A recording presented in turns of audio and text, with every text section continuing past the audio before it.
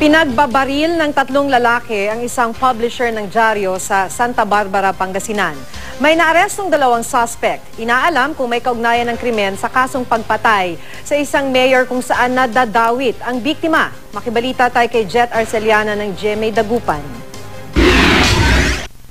Nakarinig ng 2 putok ng baril ang mga residente sa bahaging ito ng National Highway sa Barangay Minian West, Santa Barbara, Pangasinan. Nakarinig ako ng putok.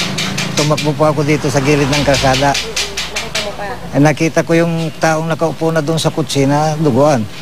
Napag-alaman sa investigasyon na isang newspaper publisher sa lalawigan ang binaril ng 3 nakamotorsiklong lalaki. Nagtamo ang biktimang si Jaime Aquino ng tama ng bala sa likuran na tumagos sa kanyang dibdib.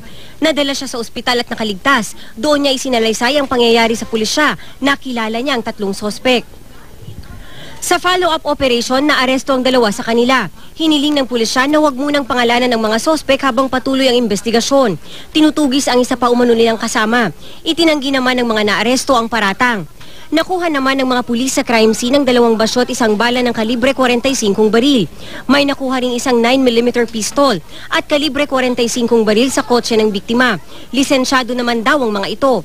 Sa pagkakaalam natin na siguro sa kanyang nature ng work niya, mayroon siyang threat kasi in the first place, may nakuhang baril sa kanya. Naharap sa kasong murder si Aquino. Isa siya sa mga isinasangkot sa kasong pagpatay kay dating Infanta Mayor Roberto Martinez noong December 2012. Kasama niyang akusado sina Governor Amado Espino Jr. at Congressman Jesus Celeste.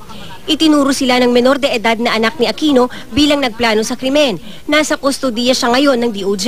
Inaalam kung may kaugnayan sa naturang kaso ang pagbaril kay Aquino. So ngayon hindi pa kami makapagbibigay ng motibo kasi considering na limited pa yung mga information natin. Wala pang ibinibigay na pahayag kaugnay sa pagbaril kay Aquino ang kampo ni na Espino at Celeste.